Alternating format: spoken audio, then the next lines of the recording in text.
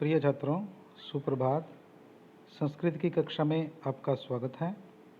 आज मैं आपको आपकी पाठ्य पुस्तक के द्वितीय पाठ स्वर्ण काकः को पढ़ाने जा रहा हूं। आशा करता हूं सभी ध्यानपूर्वक सुनेंगे। पाठ की भूमिका में सर्वप्रथम देख लीजिए।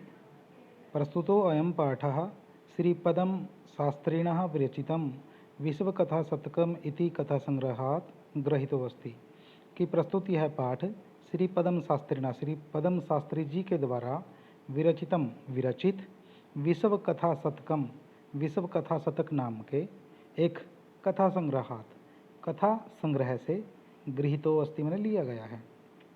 अत्र यहाँ विविध राष्ट्रों में व्याप्त शतम लोक कथानाम वर्णनम विद्यते। सैकड़ों लोक कथाओं का वर्णन है। ऐसा कथा, ये जो कथा है, वर्म अर्थात बर्मा म्यांमार देश की श्रेष्ठ लोक कथा है। अस्याम कथायाम लोभस्य दुष्परिणामः, इस कथा में लोभस्य माने लालच का दुष्परिणाम, तथा च और त्यागस्य सुपरिणामः, त्याग का सुपरिणाम स्वर्ण पक्ष काक माध्यमेन वर्णितो अस्ति। एक स्वर्ण पक्ष माने सोने के पंखों वाले कौवे के माध्यम से बताया गया है। तो आइए बच्चों पाठ पढ़ते हैं। लिखा गया है कि पूरा कस्मिंश्चित् ग्रामे एका निर्धना वृद्धा स्त्री न्यवसत। पूरा मैंने पहले, कस्मिंश्चित् ग्रामे किसी गांव में, एका निर्धना वृद्धा स्त्री, एक निर्धन मन गरीब, वृद्धा स्त्री और बूढ़ी स्त्री रहती थी।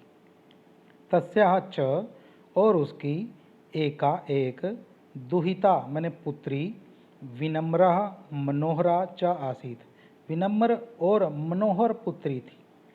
एक बार माता स्थाल्याम थाली में तंडुलान चावलों को निक्षेप्य रखकर पुत्रीम आदिशत, अपनी पुत्री को आदेश देती है। क्या कहती है उसकी माँ अपनी पुत्री को? कि सूर्या तपे तंडुलान खगेभ्यो रक्ष। सूर्या तपे, कि सूर्य की धूप में, तंडुलान चावलों को, खगेभ्यो पक्षियों से क्या करो, रक्ष मने रक्षा करो, कि आप पक्षियों से इन चावलों को बचाओ कि जो धूप में सूख रहे हैं। किंचिद कालाद अनंतरम एको विचित्रः काकः सम्मुडीयः तस्याः समीपम अगच्छत्। किंचिद कालाद अनंतरम, किंचिद मने कुछ, कालाद अनंतरम समय के बाद, एको एक, विचित्रः काकः विचित्र कौवा, सम्मुडीय उड़ करके, तस्याः समीपम उसके समीप, उसके पास, अगच्छत् मने आया। न एतादृशः स्वर्णपक्षो रजतचंचुः स्वर्णकाकस्तयः पूर्वं दृष्टः। न एतादृशः, नहीं ऐसा, स्वर्णपक्षो सोने के पंखों वाला, रजत चंचु और चांदी की चोंच वाला, स्वर्ण काकः सोने का कौवा, तया उसने, पूर्वम दृष्टा पहले देखा था, तम उसको, तंडुलान खादंतम चावलों को खाता हुआ, हसंतंच और हंसता हुआ, विलोक्य, विलोक्य माने देखकर, बालिका वे जो बालिका है, रोदितुम आरब्धा रोना शुरू कर देती है। तम निवारयंती सा प्रार्थयत, उसको हटाती हुई, सा प्रार्थयत वह प्रार्थना करती है। क्या प्रार्थना करती है? कि तंडुलान माँ भक्षया, चावलों को मत खाओ। मदीया माता, मेरी माता, अतीव निर्धना वर्तते, बहुत गरीब है। स्वर्ण पक्षः काकः प्रोवाच, कि वो जो सोने के पंख वाला कौवा, प्रोवाच मने बोला। क्या बोला? माँ शुचः, कि चिंता मत करो। सूर्योदयात् प्राग ग्रामाद बहि पिप्पल वृक्षम अनु त्वया आगंतव्यम। कि सूर्योदयात् प्राग, कि सूर्योदय से पहले, ग्रामाद बहि गांव से बाहर, पीपल वृक्षम अनु, कि पीपल के पेड़ के नीचे, त्वया तुम, आगंतव्यम आ जाना। अहम मैं तुभ्यम तुम्हें तंडुल मूल्यम दास्यामि चावलों का मूल्य दे दूंगा।